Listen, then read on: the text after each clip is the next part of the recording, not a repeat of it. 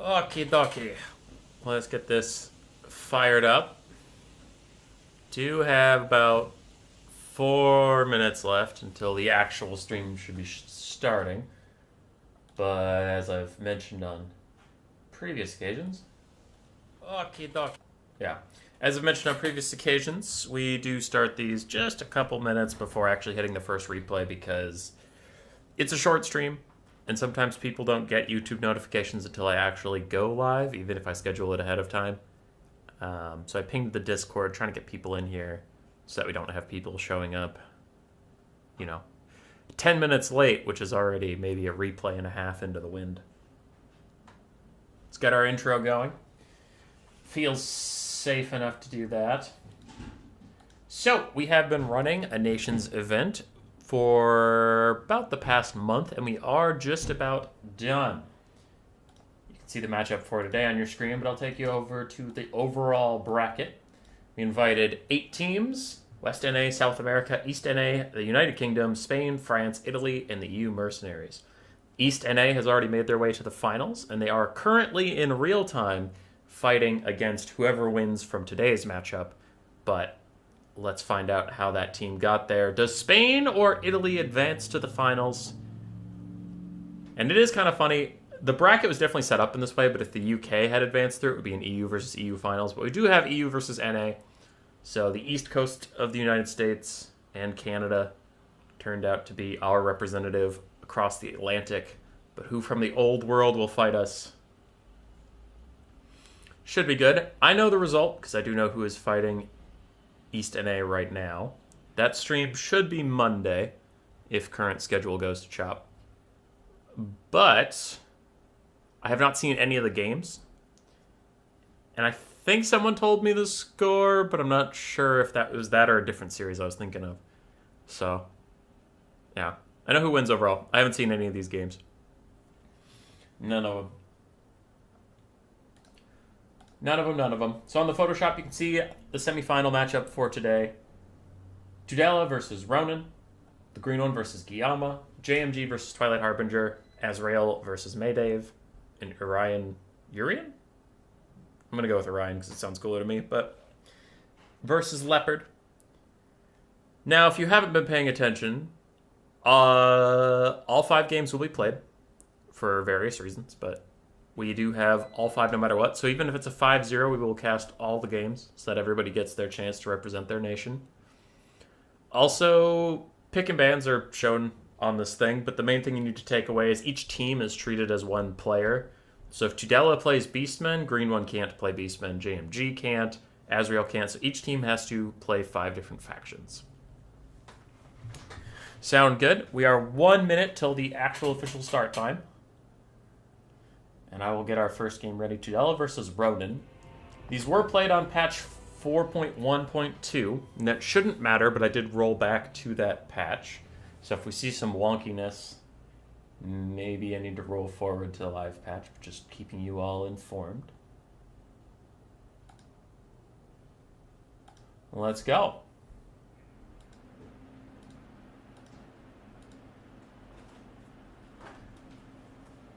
Did they secretly buff Veil of Shadows? I don't think they did. I don't think you've seen the spell at all. You're a liar.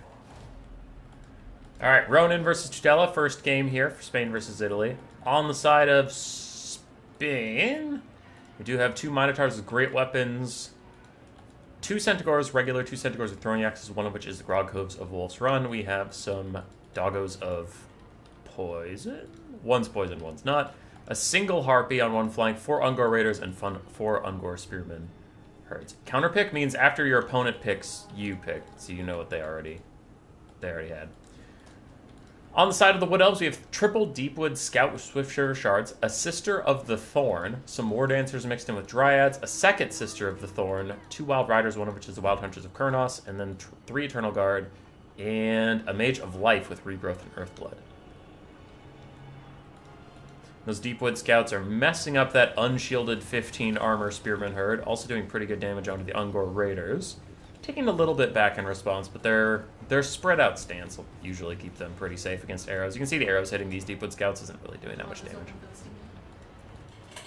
Stinky? Yeah, sure. Okay. Okay, sorry. Grace popped in. Alright. Oh, we have Malagor. I forgot to mention the Beastman Lord. Doom and Darkness and Flock of Doom. Should be nice guaranteed damage, especially if one could hit right there with 5 units. Advantage hit 4 of them, so that's fine. They did get healed up in the Earthblood a second ago. For now, the Beastmen are happy to trade arrows with the Wood Elves. The Wood Elves do have much more expensive archers, I guess, is the kind of thinking on that. Which is fine. Beastmen try to get a bit of a flank off, but those Sisters of the Thorn hurt. Deepwood Scouts also hurt, so they'll want to be a little cautious about that. For now, just setting up the full surround before really committing. And letting a lot of their Ungor Spearman herds take the damage. War Dancers are advancing. Honestly, 2 War Dancers could be able to kill all 8 of the Beastmen infantry that are here, because 4 of them are archers and the other ones are shitty Ungor Spearman herds. So these War Dancers will have a great time. They're already chopping through these Ungor Raiders. Off to a good start, though I wonder when the Minotaurs will run up and start wrecking their day. Beastmen flanks moving in now that the Sisters of the Thorns have committed. Earthblood trying to keep them safe for now. I wonder if they'll throw down their Bound Curse of Honor here to try and make this area a little safer for themselves. Deepwood Scouts still offering a bit of support, but those Minotaurs are in already. Sisters of the Thorn down to half HP. They haven't used any of their bound spells yet, and they really have to if they're going to survive this engagement at all. Some dogs, some Centaurs might get routing due to the Deepwood Scout pressure, but, I mean, overall you take that. Sisters of the Thorn are at 1,200 gold units, so sniping them out is pretty good. Big overcasted Flock of Doom on a bunch of units, while Minotaurs and Dogs and Harpies try and solo these guys out. Centaurs with throwing axes also harassing the area. And these other Centaurs will just fight against the Wild Hunters of Kurnos. The Wild Hunters of Kurnos, especially buffed up by regrowth, should pound these guys. But it's not really about killing the Wild Hunters of Kurnos. It's just distracting them while you get all 3 of the Deepwood Scouts, who are now routing. That is a big win for the Beastmen. And they lost the front line. Sisters of the Thorn helped to take care of that, but I don't know if that really matters, to be honest. Beastmen are winning in the back line and other parts of the front line. Now War Dancers and the Sisters of the Thorn trying to come back to the fold and help out a little bit. Centaurs with throwing axes taking a lot of damage. Harpies are pretty low on leadership, so maybe the Sisters of the Thorn can change this. And oh, this could be spooky. Good surround by the Wild Hunters of Kurnos. Catch those throwing axes, catch those Harpies, and hit Malagor, trying to save up the Spellweaver of Life just a little bit. Where are the Minos? One is just, like, dead from fighting Eternal Guard. Oh, lordy. Okay, that could be bad. The other Mino is also below half HP, and this could be a turnaround for the Wood Elves. Their Deepwood Scouts are pretty much out of commission, but still having a half-health Wild Hunters of Kurnos and a half-health Sister of the Thorn. Maybe they can carry it. They have an infantry advantage between War Dancers and Dryads around, so we'll see what happens there. Unfortunately, they're not able to chase any of these Beastmen units off, so those guys should rally near the edge of the map and be able to come back. Meanwhile, Minotaurs and Centaurs finish off some Wild Riders. These other Sisters of the Thorn very, very low. Malagor continues to harass the Deepwood Scouts and try and put them under threat. Try and get them to rout off. He does have his -4 leadership aura, something wicked with this way comes.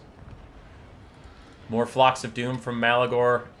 Hitting the War Dancers, hitting the Wild Hunters of Kurnos, and the War Dancers are just about a spent force as the Groghoops of Wolfrun continue to cycle charge them and have Spearman support. That means the War Dancers will get going. Balance Power is about dead even, and I would agree. Though it looks Super Beastman favored at the start. Some Deepwood Scouts are going to get pushed off here. Sisters of the Thorn might get a free rear charge. Malagor is trying to stop them, but they're mostly ignoring him. The Centaurs are now just pathing away. They really don't want to take this fight. Not right now. Now without their Minotaurs, who are surrounded by Eternal Guard. They have to get out of there. They start to path out now, but they've taken an unacceptable amount of damage that might prove to be a problem in the late game. As Sisters of Thorn get another Earthblood to heal them back up. Malagor is down to half HP, and here come the Centaurs. Now they get the free charge, so they have the charge bonus. The Sisters are still firing off what ammunition they have. Wild Hunters of Kurnos have taken a lot of damage in the backfield, though, while we've been looking away. So really all of the Wood Elf mobility that's left is this Sister of the Thorn. That is about it. Another Flock of Doom is going to hit them, try and whittle them down while the Centaurs fight, while Malagor fights, though this Lifecaster is beating Malagor's ass for the moment. And a Doom of Darkness is cast on Sister of the Thorn. He's really trying to get them to rout so that he can get out of here. He's not enjoying this trade whatsoever, but an Earthblood will heal them back up. And they're doing okay for now. Doesn't look like they're about to rout. Malagor does not cause terror or anything. Wild Hunters of Kurnos are routed off. Dogs taking care of some other stuff. The Wood Elves still have some healthy Eternal Guard running around. They have a very healthy Lifecaster. Malagor manages to get back into the sky and escape, but that will leave his Centaurs to die for his sins.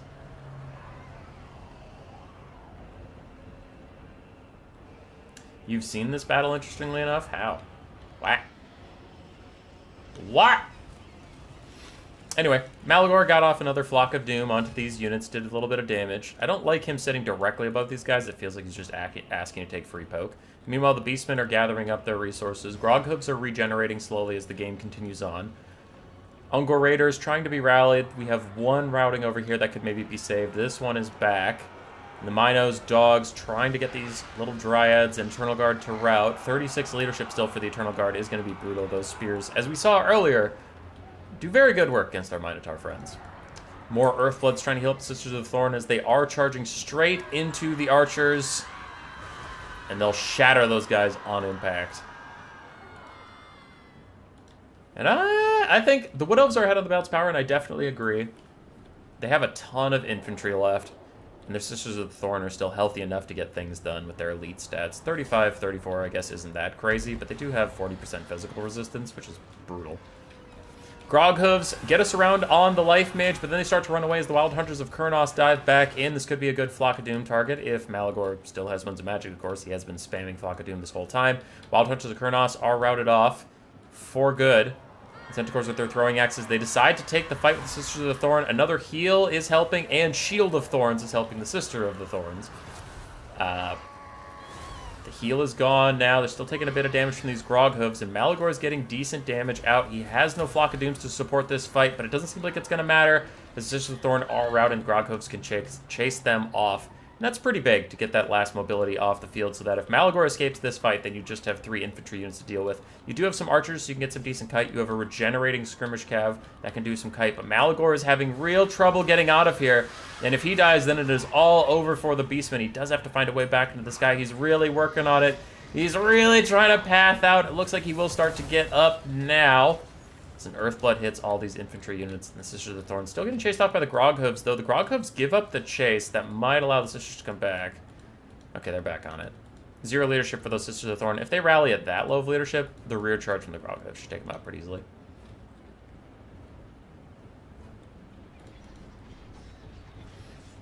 Sisters are off the battlefield. And I haven't seen any Flocks of Dooms from Malagor for a bit. I'm worried he is out of Winds of Magic. He has all the power recharge rate in the world, but it's not like he has more reserves or anything, so he might have just burned all of his magic, which could make this late game a little bit tougher. The Eternal Guard are going to get shot with arrows. Groghooves have one more volley of throwing axes to chuck at these guys, and they are unshielded, so might as well get the damage out. How many Minotaur models do we have? That'll affect their charge. 5? It's okay, but not great. Beastmen trying to give their archers all the time in the world to keep firing, backing off their melee units until the last second, kind of baiting a charge, but the longer this takes, the more Earthbloods that come out. So without Flock of Dooms to counteract the healing, it is a bit tough to actually make it worthwhile. Eternal Guard trying to get their charge defense in order. It doesn't look like they were fully braced yet. And now Spearman herds are going to try and break these guys so that the Minos can charge in. Groghooves are starting to pull out, though, because Dryads have overextended, so the Beastmen are going to try and take advantage of this one unit that's pretty far out of formation. It looks like that will be the case. Dryads taking big damage. Minos still fighting it away, and the archers are back and safe that they can start firing in. Dogs joining up with Malagor. Malagor also gives a bunch of leadership to units nearby, which is why those Minos are looking so solid right now. And the dogs went from almost dead to, well, leadership-wise, sorry, almost routing to just fine. Big pile in as everybody tries to rout them. Groghooves coming in for a side charge. Could get these Dryads to leave at last, but another big Earthblood healing up all of the Wood Elf units. Archers trying to fire, but they're walking into melee, which is the worst possible outcome for the Beastmen right now. They just can't get any arrows out. Malagor is actually getting good hits onto the Life Mage. Her heal cap is approaching after all the Earthblood she's chucked out all game. The Groghooves have abandoned the fight, leaving Malagor entirely on his own. They need to recommit to this fight, but Malagor does rout, and that'll be army losses for the Beastmen, I have to imagine. That is it.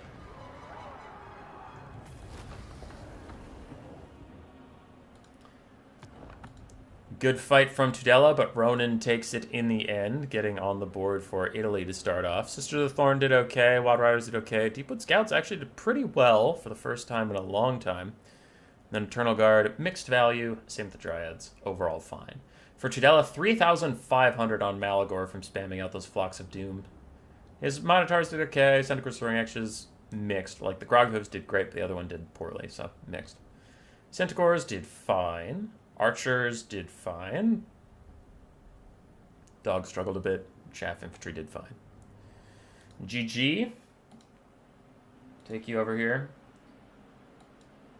Italy starts off with first blood.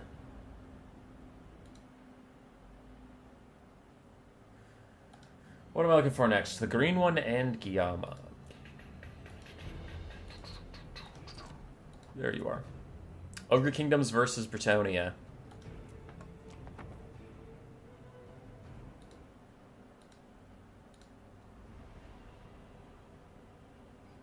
Infantry 1 versus mobility for once? Yeah. Maiden, amazing to see such a Thorn tourney. Yeah, Ronan always takes some pretty strange stuff. I haven't gotten to cast a ton of his games, but when he shows up, it's usually pretty exciting. Green one on Ogres versus Bretonnia. We have an Iron Blaster for the first time in a couple months. I know Sabrus sent me an Iron Blaster and 2 Scrap Launchers kiting Bretonnia back in the summer, but that was the last time I cast them versus Brett. Some other YouTuber showed off this battle.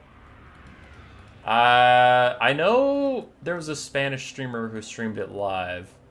If someone covered the individual replay, then I will say I'm mildly annoyed. If that replay got sent for somebody to have a one-off game, that does mildly annoy me. But the players asked ahead of time if the Spanish streamer could stream it. That was fine. All right. So what do we have here? For Bretonnia, it's your usual Grail Knights, Royal Hippogriff Knights, Fey Enchantress with a little bit of a different hero core. Fey Enchantress, Regrowth, and her Earthblood. And then you have the Green Knight and Henry Le Massif. The Green Knight does provide terror, which is nice, and he's unbreakable. Physical resistance and ward save, giving him an impressive 70% resistance to most ogre damage, since ogres don't have a lot of magic damage outside of the Sky Striders. Do have peasant mobs, 4 frontline, backed up by spearmen at arms, 3 archers, and 1 field trebuchet. I'm getting messages. Why? It was streamed. Oh, okay, yeah. Then that, I knew about that. That's totally fine. Yep. Okay. I thought you meant it was a video. Alright, Iron Blaster on the other side for the Ogre Kingdom's going to have to do a lot of damage for those Grail Knights. Then a front line of Noblars, as many Ogre Bulls as you can slam into a build, a lot with dual weapons, some regular. 3 Man-Eaters with great weapons, and then a Slaughtermaster of the Great Ball with Bull Gorger and Troll Guts. Iron Blaster starting to kite around a little bit. Already got 500 value on his name for firing at those Grail Knights across the battlefield. Looks like he even got a little bit of poke onto the hero core, judging by their HP. What will the Treb shoot at? I don't exactly know. I think it's maybe to force the ogres to come into you, but yeah, it's certainly outgunned. It's not going to really do that well against the ogre units. Exactly. Iron Blaster trying to hit these peasant spearmen. Does a little bit of damage, but I think its ammunition is going to have to just be used on the hero core and the Grail Knights. It is not worth shooting its ammunition at peasants. Only has 15 shots left.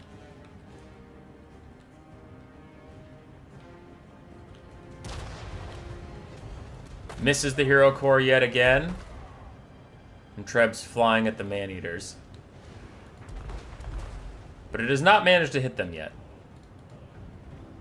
In fact, the Treb has less than 100 value. As it's still just throwing at Man-Eaters. Iron Blaster hits the Fey Enchantress yet again. He has used about 7 out of his 20 shots. Color me concerned. Fast forward briefly. Iron Blaster shoots at the Fey Enchantress again, backs up away from the archers, shoots at the Fey again, backs up away from the archers. Fey Enchantress uses a regrowth on herself. Iron Blaster backs off. Fey gets a little too close. Iron Blaster shoots at her and misses. And archers are now in range to start shooting at the Ogre Bulls. In that whole time, the Treb has gotten 180 value. Iron Blaster's gotten 1,300 from shooting the Fey and her hero core. Another shot at the Fey, misses, though it does hit some spears and some peasant mobs. Ogre's setting up to actually do this charge. Bretonnia so far has just been vibing. Their Grail Knights and Royal Hippogriff Knights have not gotten involved whatsoever. Iron Blaster's getting ready to fire down the line. Hits both heroes and some peasant mobs again. Good shot. 8 volleys left. Looks like the ogres are thinking about actually committing, though they are just repositioning while taking archer fire. I don't fully understand what their tactic is at the moment. If you're going to get in range archer fire, you need to commit. And if you're not going to commit, then just get out of archer fire. Iron Blaster whiffs through the Royal Hippogriff Knights. I'm not sure if I was aiming at them or the Hero Corps, but it missed both. The ogres continue to stand around. Fast forward as the archers just shoot Noblars all day. Some ogre bulls finally charge in versus the peasant mob. Not doing almost any impact damage to those peasant mobs. Over here, also underwhelming impact damage. And an Iron Blaster fires. That was a good shot on the Fanchantress. And like double hitter. And some spears and some peasant bowmen. That's pretty good. Ogre's still trying to get through these peasant mobs. And where's the Bretonnian Cab? Bretonnian Cab is still chilling in the far background. Iron Blaster pokes the Fey Enchantress yet again. And our Treb is at 200 value. Oh, I hate Trebs, dude. I'm a constant Treb hater. But I especially hate them versus Ogres. But like when people take Trebs versus my Skaven, I just let them shoot all game and they never get their value back because I don't have anything worth it. These peasant bowmen are under attack by ogre bulls. Meanwhile, Dismember slows everything down around here, or Regrowth comes out for the Fanchantress as some Spearmen at Arms try and push off those ogre bulls with dual weapons. Then actually do good damage to them, but now the Hippogriff Knights and the Grail Knights are going to get involved. I wonder if these Grail Knights and Hippogriff Knights can even carry, because there's only one of each of them versus all of these ogre bulls. It might just be a volume of ogres type of game, especially with 3 man-eaters with great weapons will do all right. First wave of ogres have been pushed off. We have 2 different routing ones. Others have taken a lot of damage and are starting to back off. And that was a nice Iron Blaster shot down all those Grail Knights. Are Dwarf and Greenskin catapults as bad as Brett Trebs? Yes. They're a little more accurate, but they're just as bad versus Monstrous Infantry. They do 0 damage to Monstrous Infantry because they miss them too often. They just don't hit very frequently. 350 value on that Treb. It's almost out of ammo. The Iron Blaster is rolling these Grail Knights. They're already down to half health after like 2 or 3 volleys from the Iron Blaster. It's gotten about 3,000 value, which is pretty good. Yara Greenskin's catapult is great. Versus Monstrous Infantry? No. In general, yes. Yara Dowies is also great. Versus Monstrous Infantry? No. In general, yes.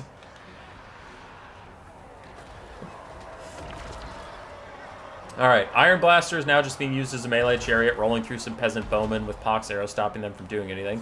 Man-Eaters have committed en masse onto the Fey Enchantress and her Goon Squad. Grail Knights charging to the side of them and get some decent impact damage, plus the Fey is fighting back, and of course the Green Knight is also fighting back.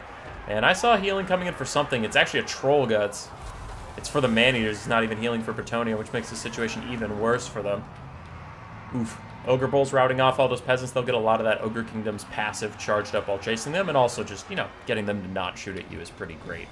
Man-Eaters have done a shellacking onto these Royal Hippogriff Knights, and the Iron Blaster fires its last shot into the Grail Knights, routing them off.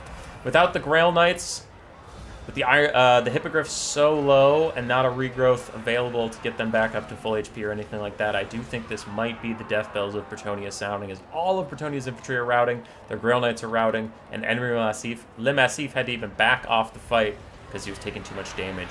Royal Hippogriff Knights rout away, and the Man-Eaters with great weapons doing excellent work in this fight. Bullgorger popped on them too to give them extra sauce.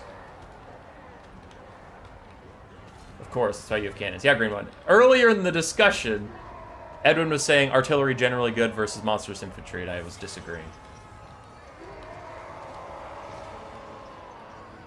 Yeah. Army losses has hit. Bretonnia is taken down by Iron Blaster Kite and Man-Eaters. I hear Cathay's the only artillery that does the job. Yeah. Cathay artillery is really good. It does not need buffs. It might need nerfs. Not sure on that, but it definitely doesn't need buffs. 3,300 for the Iron Blaster in the end. Good stuff there. Man-Eaters or Great Weapons did fantastically. Ogre Bulls, mixed value. Noblars did okay. But it was mostly the Iron Blaster carrying. On the other side for Guillama, not going to be a ton of value. 2/3 of the game was getting kited by an Iron Blaster. Unfortunately, I think the build just didn't work out. The Hero Hammer didn't accomplish what he wanted it to. The Treb obviously didn't. At a gold chevron, it paid for half of its base cost without the chevrons. And then the Hippogriff Knights and the Grail Knights were just outnumbered. Too many ogres for those two to kill. So GG. Showing that Ogre Kingdoms can still do well versus one of the most meta factions. And I gotta get over to the Photoshop. Up to 1-1. Green one putting Spain on the board. What is next? JMG versus Twilight Harbinger. Very interesting build here from the Vampire Coast. So for game 3, to break the 1-1 stalemate, we have JMG versus Twilight Harbinger. Kislev versus the Vampire Coast with gold chevroned mortars, by the way. That Treb was gold chevron, still can't hit? True.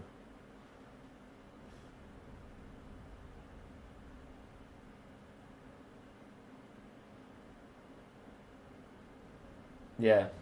And now we have gold chevron mortars. Team Italy strongly believes in gold chevroning artillery pieces. Apparently.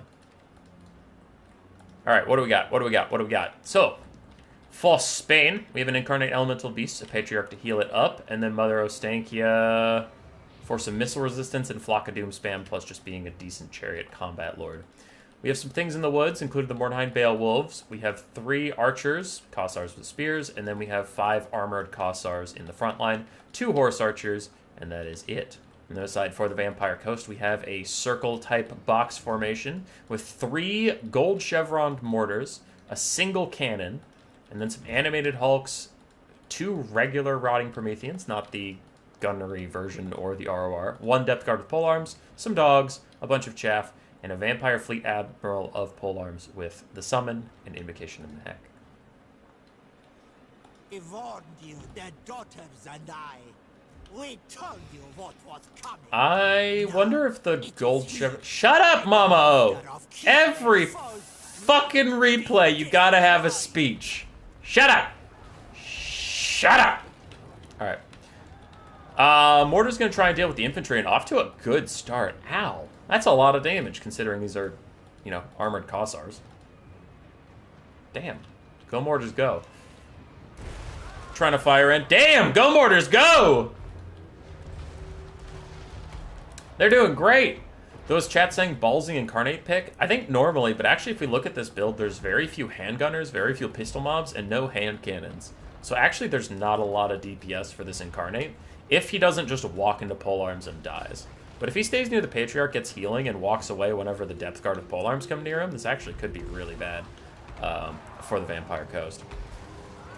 Carronade trying to shoot at Mama O, but the mass of archers get into range, and they will shut it down very quickly. Archers do counter artillery. Once they get into range, they just do a ton of damage to those guys and kill them off.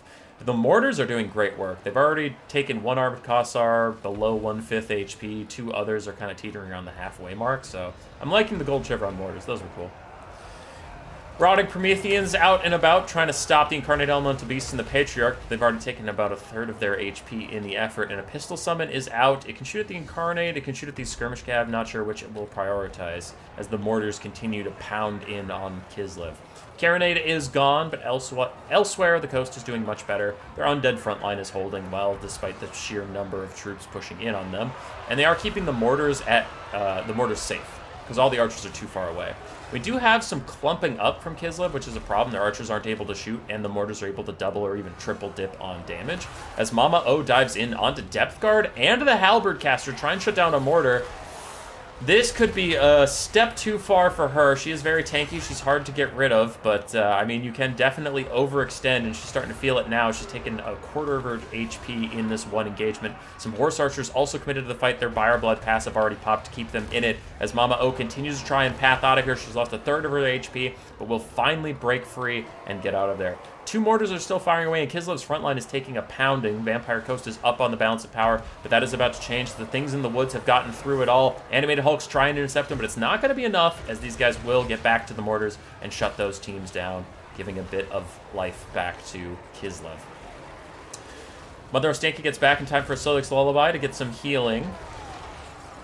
And threw down a Flock of Doom on her opponents. But this is what we were worried about. Depth Guard with Polearms and the Polearms Lord getting to fight the Incarnate Elemental Beast. He's getting chunked out right now as a Pistol Summon also pokes in onto him. Animated Hulk's chasing off the Horse Archers. They'll have to turn around and deal with these Armored Cossars soon. But we'll see if they're even noticed. Another Pistol Summon is out to disrupt with that Incarnate Elemental Beast, and Mother of Stank is going to get a downhill charge into them. But those zombies don't seem to care too much. And 2 of the mortars are still online. The Things in the Woods dive into the backline did not work out, and they are pushed off by the Rotting Prometheans and the Animated Hulks. Big Flock of Doom cast onto all these units. They're starting to fade away a little bit. Mama O might be in trouble once again as the Depth Guard catch back up to her. These guys deserve Invocations of Nehek or something, because they're doing such good work that I hope the Vampire Coast keeps them alive. However, things might just turn against the Coast here. As their front line has fallen apart, that means the mortars no longer have protection. Kossars with those bows and arrows are going to get in range soon and turn the tides on those guys. Incarnate Elemental Beast is a little too low to commit to any fight at the moment. Patriarch sitting out with him, just trying to get some healing done. I don't think he gets constant healing if he's not in melee. Yeah, so he needs to be back in melee to get some of that healing out. The archers are doing their grim work. Animated Hulk's taking significant damage. The Mordheim Beowulfs actually charge in, but ooh, an overcasted Invocation to Heck on a pile of units that all had that dark blood taint that these guys can do. So most of the Invocation to Heck didn't actually do any healing. It's starting to work now as they're running away, but still.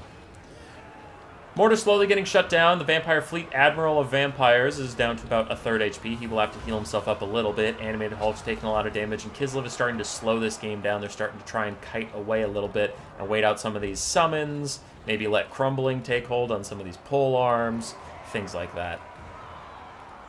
Kislevite Horse Archers diving in to try and shut the mortars down, try and get them to start crumbling a little bit as these other mortars back online once again. Those gold chevrons giving them enough leadership to just withstand any damage that would normally make a timid Vampire Coast artillery piece just crumble away into nothingness. Horse Archers back off from the melee, but they're going to continue firing arrows for that nice little damage, but also, once again, to keep the crumbling going is really their main goal. Incarnate Elemental Beast, Mother of Stankia, and the Patriarch dive in onto these random-ass zombies just to get that Patriarch healing for free without any pole arms in the area. Kislev's pulling ahead on the bounce power. I do tend to agree as the Depth Guard are dying off. Animated Hulks are dying off too. Kislev is holding firm for now. Mortar's back online yet again, so 2 of them have been firing all game, and they're getting good value. These guys are eating good in the neighborhood. Polearm Caster throws out yet another summon, but it fails. Ooh. I didn't know that bug was still around. I wonder if he canceled it or if it was the bug, but sometimes you can use a summon and it just will do the animation, nothing will pop out. Haven't seen it for a bit, but could be the case.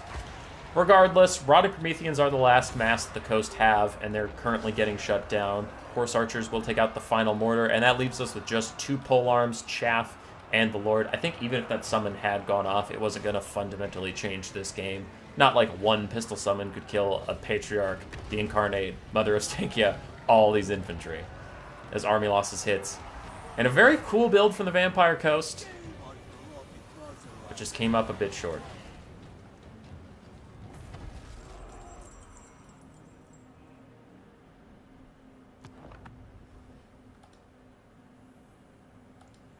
For JMG, Mother of Stankia did well. Incarnate Elemental Beast and the Patriarch struggled a bit to get their value back. Things in the Woods did fine. Armored Kossars did okay. But the Horse Archers got good. Well, actually, not even that decent a value. Kossar Spears did fine. Oh, yeah, it's mortars. Yeah. With ranged units, it's hard to get your value back because value with ranged units is a little strange sometimes, so I guess I get that. And then Undead Crumbling. The mortars overall got really good value. Cannon did not. Unfortunately, the Vampire Coast and the Empire basic cannons just need a lot of love before they'll ever be any good. Depth Guard with polearms did fantastically. Animated Hulks and the Rotting Prometheans were the mass that the Coast needed to stay online. They didn't get a ton of value, but they blocked. And then I liked the Halberd Caster was neat. He put some hurt on the Incarnate for a bit and then just did Vampire Coast things. But yeah, I'll probably cut the Carronade. Maybe downgrade one of the Rotting Prometheans just into another Animated Hulks to save some money. Upgrade more of these guys to be polearms. Because the polearms were doing really good, so maybe you just needed more of them. Gold chevron mortars were very impressive. Back to the Photoshop. That does take Spain to a 2-1 lead. If they win one of the next 2 games, they'll be moving on to finals. Italy, if Mayday and Leopard can hold steady and get it 2-0, then they'll advance. Math! Basic maths! Alright, so getting rid of that one. And then who was next? Azrael and Mayday, okay. Boop. Warriors of Chaos versus Lizardmen. And that's just a regular Dreadsaurian. Not Feral, but not the ROR. Okay. Okay. Gold Chevrons got spanked. Did they? Did they get spanked? They did fine.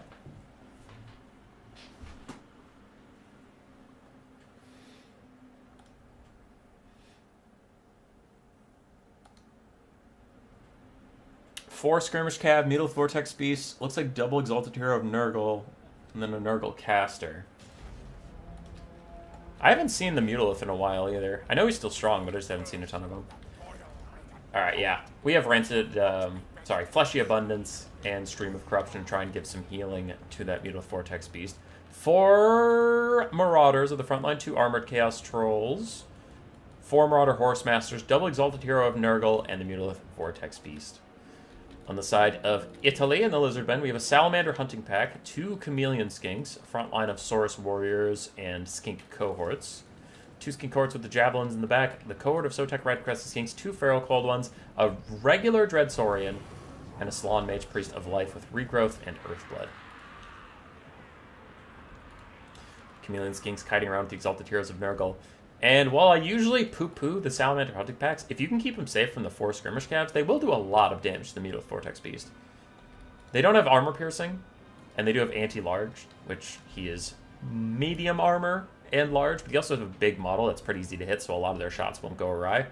If they can get to the late game and shoot at the Mutal Vortex Beast, they'll be just fine. And their fire damage will reduce the healing that it receives. So I do like that pick versus the Warriors of Chaos. The tricky part will be keeping them safe from the 4 Marauder Horse Masters. That would be pretty key. Chaos needs to attack in some form instead of just walking around. Now the Marauder Horse Masters are coming forward, but for a bit there, they were just walking backwards while their Hero Core was running around in the front line. So, they do have to actually participate. Come on now. Throwing a bit. Running around. This is a replay, so if there are any rule breaks, this would have had to been brought up ahead of time, but I do think right now the Warriors of Chaos is playing way too cagely, and if this was live, I would be messaging the player saying, hey, do something. Now they're firing. And they're backing off. See, right now only their single entities are advancing, so that's not attacking. Now they're kind of coming back. They're throwing again. There we go. I'm going to ×2 this. As the Warriors of Chaos are flirting with the attacking rule. They're not even asking the attacking rule on a date yet. They're like just texting occasionally saying, hey, you up? And then when the attacking rule is like, yeah, I'm up. You want to fuck? They just don't answer. They leave it on red.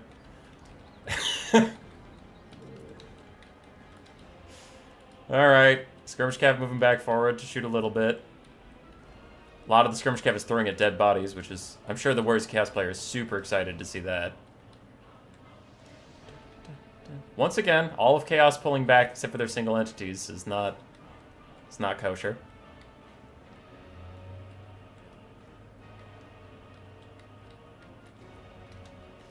Man, that one Skink Cohort is getting fucked up. ×3 speed till something actually happens in this game. Salamander's overextend a little bit, but the Hero Core can't quite get to them because the Dreadsaurian's standing right there. Dreadsaurian teases with fighting them for a bit. Skirmish Cav go in and out. Mutal Vortex Beast gets some Mutal Vortex Beasting done. Now the Hero Core thinks about engaging. Here they go. The Salamanders are currently in front of all 4 Skirmish Cavs, so they do need to back off before they can shoot. Otherwise, they're going to take a lot of damage. It looks like they're going to try and shoot now on these guys who are all clumped up, and a Bound Banishment is going down. That is a huge damage opportunity for the Lizardmen. The Marauder Horsemasters are forced away by the banishment and the volley.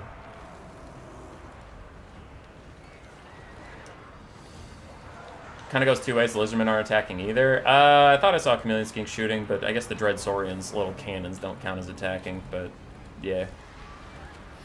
Dread Saurian stuck in a fight. 3v1. He doesn't want that. He does want to back off. Blood Statue of Despite will finish off those Marauder Horsemasters and push them away. These other three are trying to get back into the fight, though they're pretty low on ammunition.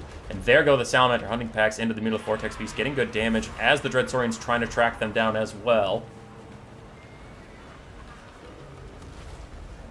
And already the Mutilith Vortex Beast down to half HP. Don't see a Fleshy Abundance for him just yet. The Winds of Magic for it is surely there because of how long the opener took for this. Meanwhile, Chaos is punishing one flank pretty heavily. Marauder's pushing through Skinks easily with some Troll support. Saurus will hold for a lot longer, however. Mutilith Vortex Beast is routing, and so far our Dread Saurian compatriot is holding on just fine. Skirmish Cav moving in, doing what they can. These ones have just gone into melee with the Salamander Hunting Pack, and with Marauders closing in on them, I think that is the end of these guys. They're very hard to keep alive. This game, they did do decent damage. I'll give them that, even though I'm normally quite negative on the Salamander Hunting Packs. They did fine this game. It's just very, very hard to keep them alive. Nice surround here from the Warriors of Chaos. Pinch all these guys in. They also pinch in both Chameleon Skinks. That is a really, really good play right there for the Warriors of Chaos. They've shut down a ton of the enemy ranged, which is a lot of agency. Because I don't want to say it out loud because that might make it real, but once the enemy ranges shut down, you can back off and like use the last of your Marauder Horsemaster ammunition and then get some Fleshy Abundances onto your Mutilith Vortex Beast, get your Trolls to start regenerating, things like that. Is the Dread Saurian good now? I see everyone bringing him. The RR Dread Saurian is usually considered good because of his impact damage and all that stuff, but also how strong healing is in the meta. Dread Saurians have giant HP pools, so they can make the most out of healing being too strong. And then the Dread Saurian has that, the ROR Dread Saurian has that special -8 leadership aura that the regular doesn't. So I don't think the regular is as good as the ROR, cost efficiency-wise, but he's still fine. You just kind of need a big monster to push off enemy single entities, which he's decently good at. 750 weapon strength, decent melee attack stats. Mutilith Vortex Beast is draining a bunch of stuff down. The Hero Hammer of the Warriors of Chaos is doing just fine.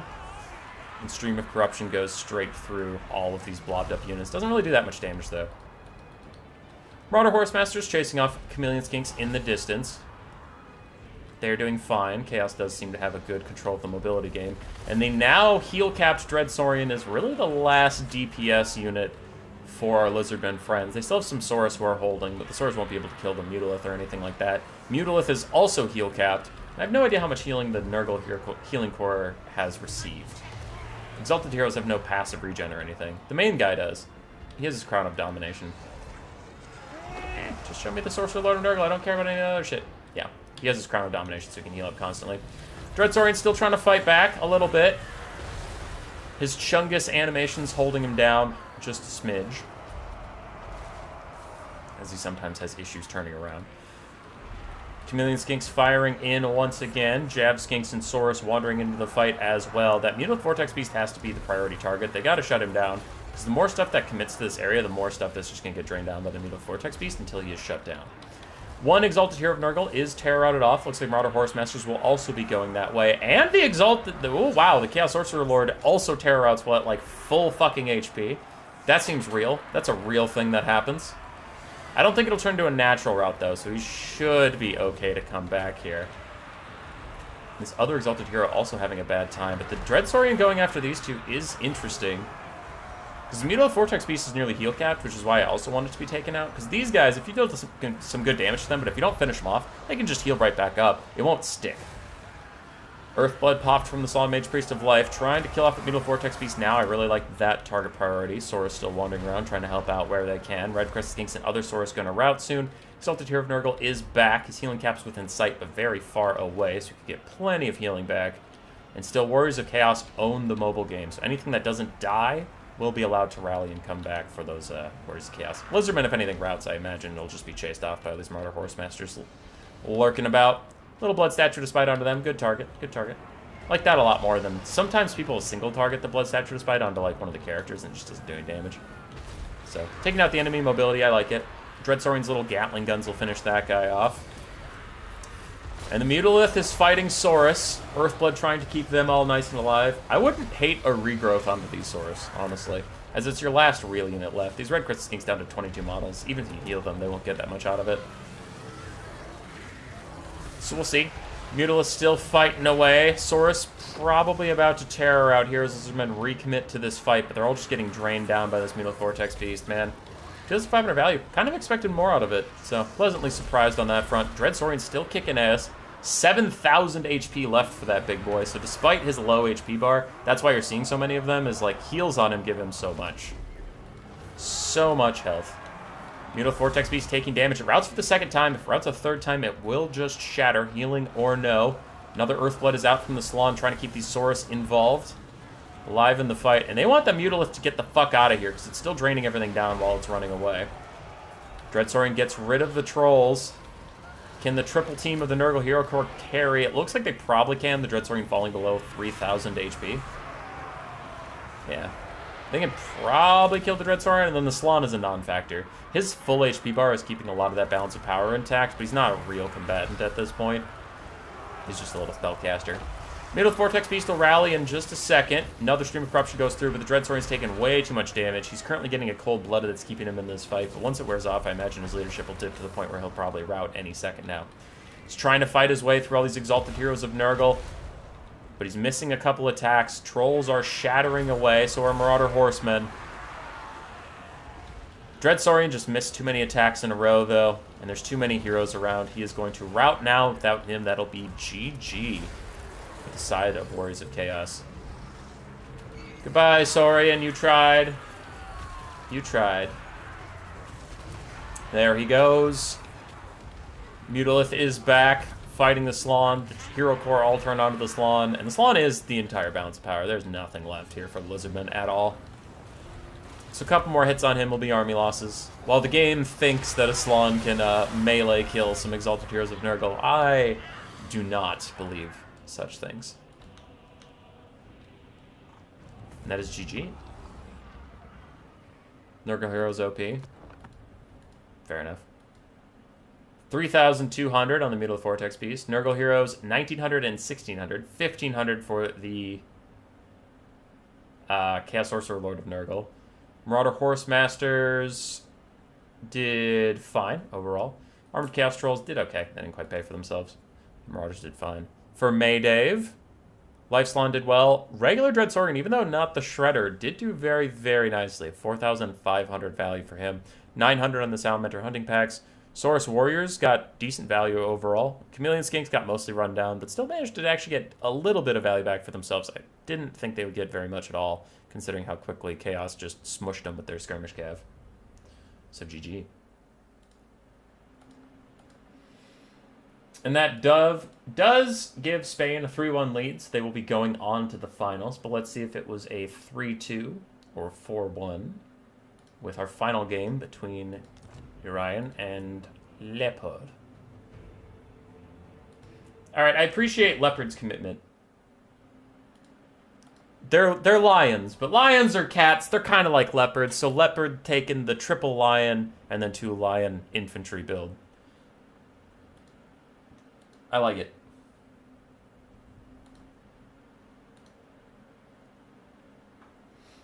I also still love seeing the Siren of Red Ruin, so I'm very excited for this Dark Elf build. I love the Bloodwrack Medusa buffs. They're so fun. I actually think it just makes it a good unit, or a solid unit. Not an OP unit. But it's fun. It's nice. Alright, for the Dark Elves here of Spain, 4 Cold One Knights, 3 Witch Elves, 3 Black Ark Corsairs, 3 Bleak Swords, then a Sorceress of Dark with Chill Wind, Doombolt, and Power of Darkness. And then the Siren of Red Ruin. On the other side, for the High Elves of Italy, we have 3 Archers, 2 White Lions of Grace, one of which is the Pure Main Company. We have 3 Spearmen, 5 Spearmen total, actually. 3 War Lions of Crace, a Dragon Prince, 2 Illyrian Reavers, a Life Caster with Regrowth and Earthblood, and then a single Bolt Thrower. What Warhammer World monster would die from eating chocolate? Chaos Warhounds? Question mark? Fleshhounds of Corn? Question mark? Who will the winning nation face after? East NA. East NA. Oh! That was a brutal volley from the Siren of Red Ruin. That's like a third health off the Spearman on one volley. My God.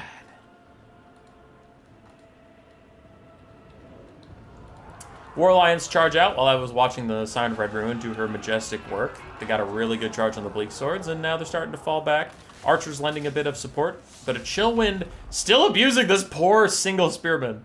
I love how the Dark Elves picked that Spearman in particular. Like, fuck that one. He's gonna die. Bolt Throwers trying to punish Cold One Cavalry on their way up here just a little bit. The Dark Elf having 4 Cold One Knights versus 2 Illyrian Reavers and a Dragon Prince, they should do very, very well on the flanks, though I wonder if some War Lions will opt out there and help it out a little bit.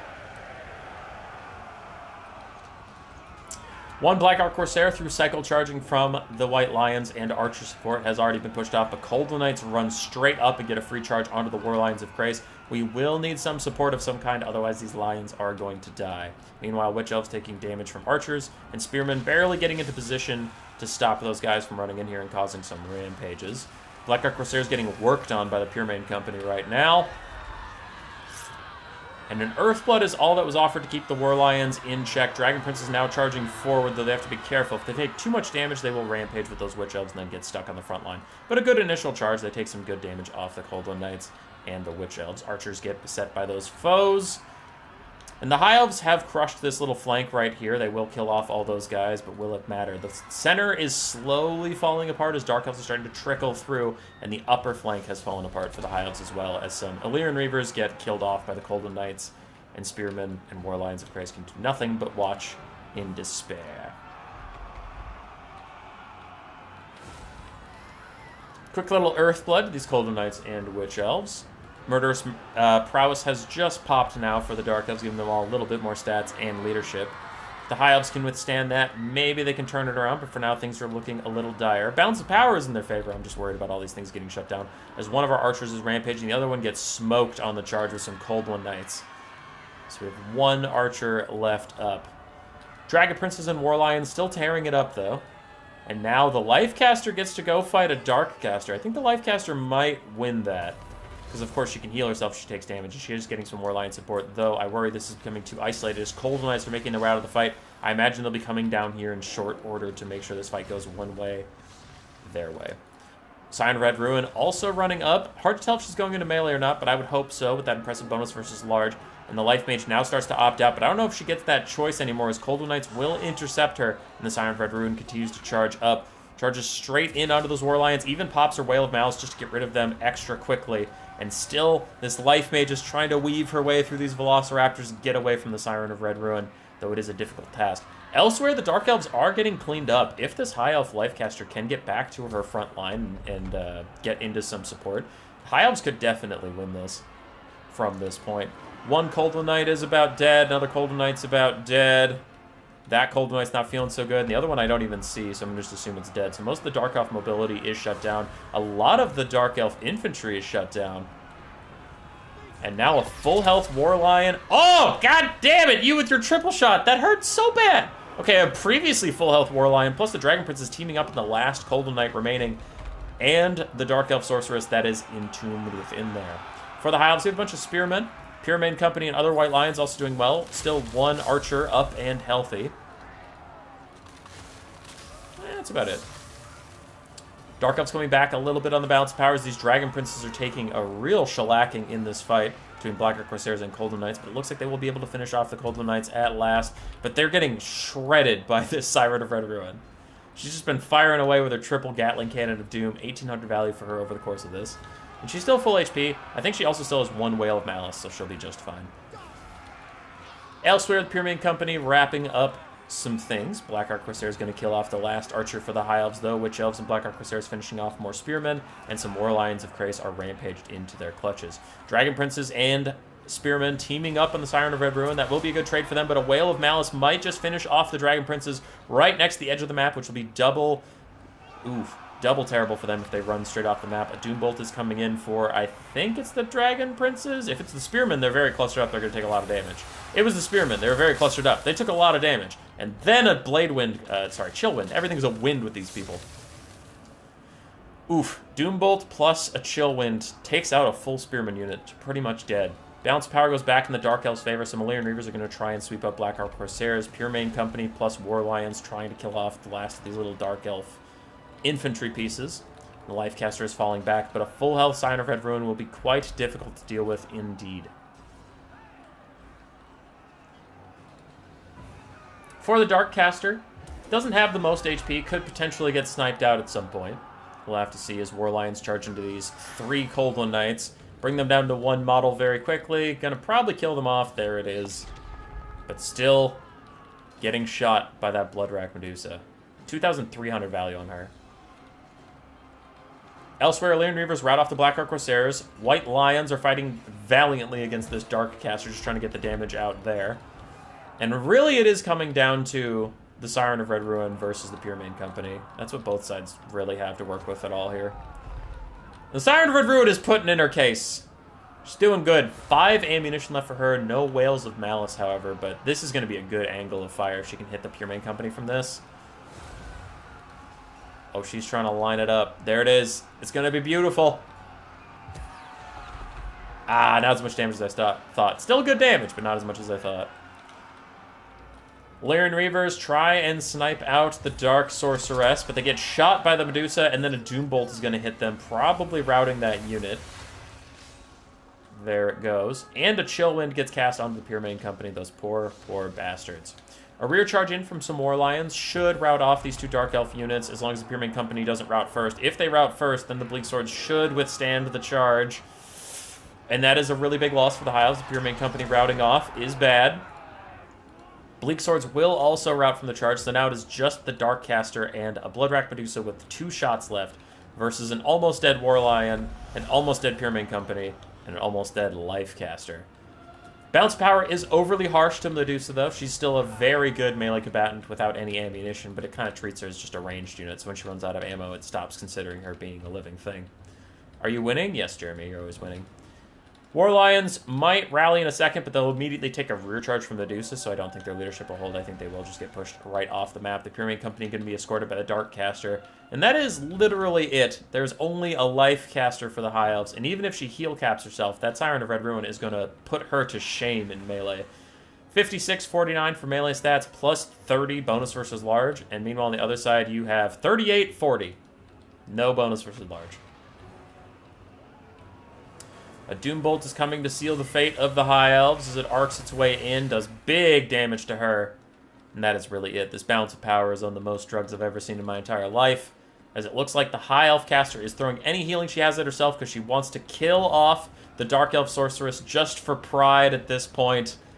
She's going to get a nice little rear charge with 285 weapon strength. It'll still take her 4 attacks to kill off this Darkcaster, but she is going for it. Darkcaster's trying to dodge away. High Elf Caster's 1 speed faster and getting a charge bonus. Big damage. Routes off the Darkcaster. Hits her again. 47 HP. Might kill her off and do the Pure Main Company rally. The Bloodrack Medusa realizes she needs to get rid of those guys right now. And she starts charging back over. Do they get far enough away that they can rally? No, they are off the map. And the Dark Sorceress is just being followed by the High Elf Mage right now. Still trying to kill her off just for honor's sake. And the debuff on the Bloodrack Medusa would be nice. Alright, she died. Bloodrack Medusa down to 58 leadership. I still don't think this High Elf Mage can kill her. She's trying. Bap! Bap! Gets worked on in melee. She goes down. That was good. That was good. We liked that. That was a good final game.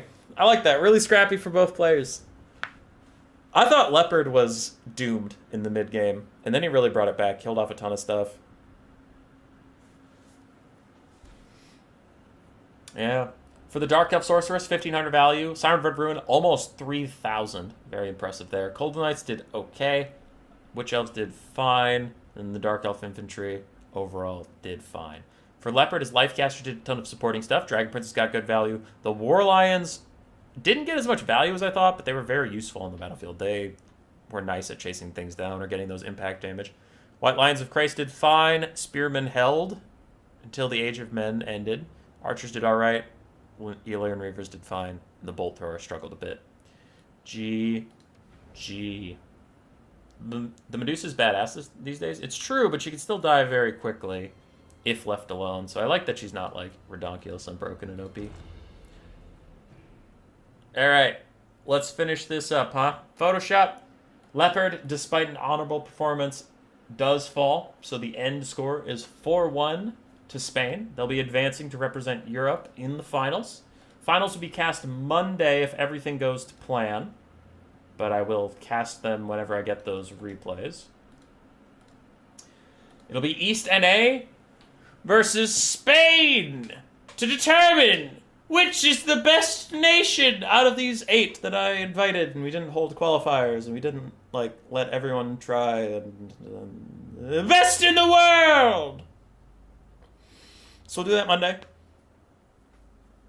Sunday, we have the Warhammer 3 Olympics, which should be fun. Very excited for that. Just scheduled the stream, so if you're wondering when that is, just go to my channel and go down to live, and it'll be there. But, where are you, Olympics? Boom. There's the Olympics. I got the scorecard already. Warhammer 3 Olympics. We have our multiple events. We have our medal categories, and we'll see what score each faction gets, see which are the best factions mathematically through science. So that'll be exciting. Pop in Sunday for that.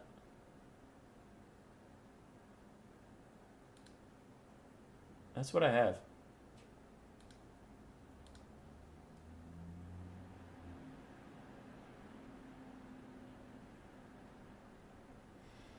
Spain's taking no prisoners? True, man. Spain versus the Beast Coast? Yeah, AC Maiden is on that. I guess that is one thing I could pull up here, since you all now know. Spain versus East NA.